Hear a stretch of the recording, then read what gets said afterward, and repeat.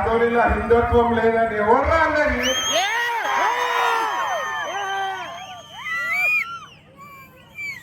ఆదోనిలో కాషాయం జెండా లేదన్ననా కొడుకు ఎవరు? ఆదోనిలో హిందూ టైగర్లు అన్న లేడు అన్న నా కొడుకు ఎవరు? ఆదోనిలో ఝాన్సీ లక్ష్మీబాయి లేదన్న నా కొడుకు ఎవడు? వా ఆదోని మరి నేను మొదటిసారి వచ్చిన నేను కూడా అనుకున్నా ఆదోనిలో ఏముందో అనుకున్నా, కానీ ఆదోనిలా మహాయోగి లక్ష్మణ్ ఉన్నది. ఆదోనిల రణమండల ఆంజనేయ స్వామి ఉన్నారు. ఆదోనిల వాసవి మాత ఉన్నారు. ఆదోనిల రామ్ చెల్ల చెరువు ఉన్నది. వెనకాల ఎవరున్నారు? వెనకాల అంబా భవానీ మాతున్నది మన వెనకాల. తోళ్ళు తీస్తుండా కొడుకున్నారా? అక్కడ ఎవరున్నారు? ఛత్రపతి శివాజీ మా ధర్మం జోలికి వస్తున్నా కొడుకున్నారా?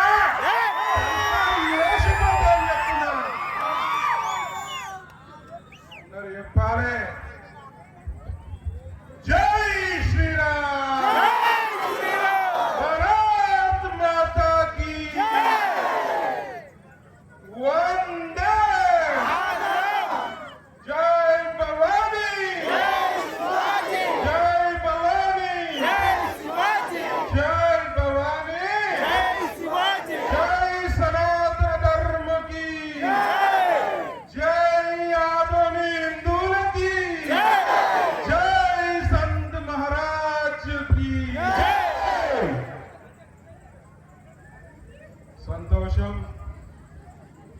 మరి నిజంగా కూడా నేను ఆదోని వచ్చే ముందు మరి ఎంత హిందుత్వం ఉంటుందో అనుకున్నా, మా హైదరాబాద్ భాగ్యనగర్ కి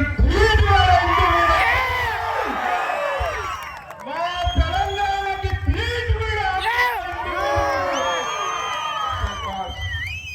మరి అలా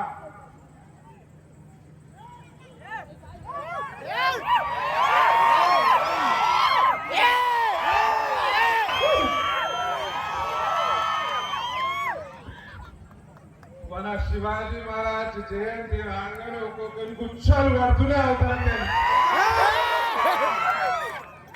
400 ఏళ్ల కిందనే మన హిందువులని హిందుత్వాన్ని కాపాడిన మొగోడు మొనగాడు మన ఛత్రపతి శివాజీ మహారాజ్. ఇవాళ ఆయన రూపాన మన హిందుత్వాన్ని మన భారతదేశాన్ని కాపాడడానికి వచ్చిన దైవ సమానుడు మొగోడు మునగాడు మన నరేంద్ర మోడీ గారు. మరి ఆంధ్ర రాష్ట్రంలో సనాతన ధర్మాన్ని కాపాడడానికి వచ్చిన మరొక వీరుడు మన పవన్ కళ్యాణ్.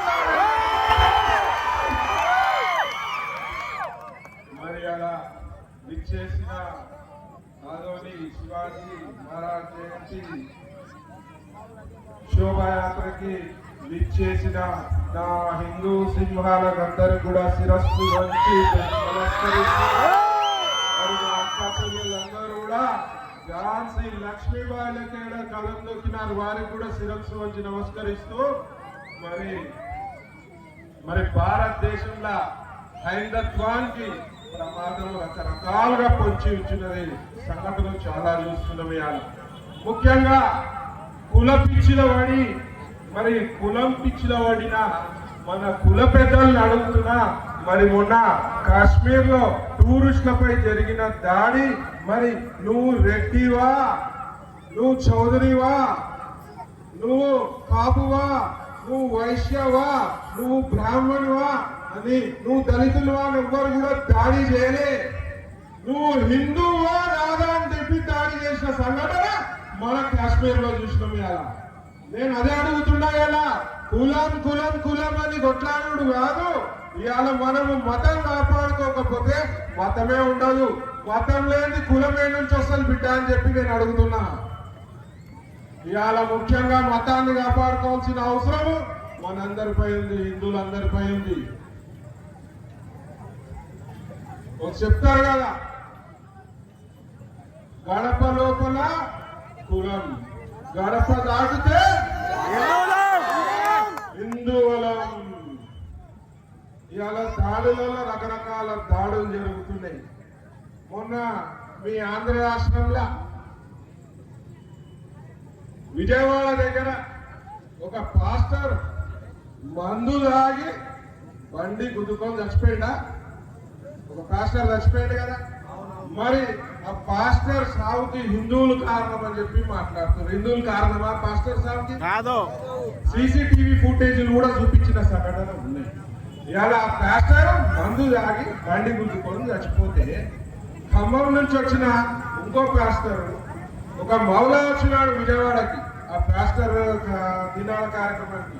ఆ మౌలా తోటి ఆ పాస్టర్ ఏమంటాడంటే, మీరు మేము కలిసి హిందువులను ఎదుర్కోవాలి, హిందువులపై దాడి చేయాలని చెప్పి మాట్లాడుతున్నాడు. నేను చెప్పిన బిడ్డ, ఔరంగజేబ్ వచ్చే ఏం మీకలేదురా హిందువులని,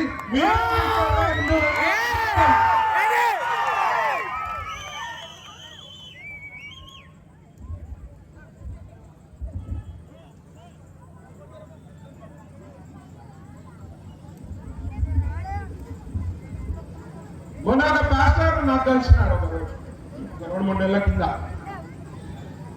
అన్నా, మీరు గోవును పూజ చేస్తారు కదా, మరి గోవు జీవే, మరి కుక్క జీవే కదా, మరి కుక్క ఎందుకు పూజ చేయడం అడిగినాడు. నేను చెప్పిన, గోవు మా ముక్కోటి దేవతలున్న గోవు మాకు ఆరాధ్య దైవంరా. తల్లి పిల్లలకి పాలు ఇయ్యలేని సందర్భాలల్లో మరి గోవు పాలు దాపించి మా పిల్లల్ని తల్లి పాలలో గోవు పాలు దాపించి మేము చూసుకుంటాము. మరి అంత గొప్ప జీవి, మరి ముక్కోటి దేవతలున్న ఒక జీవిని మేము పూజిస్తాము.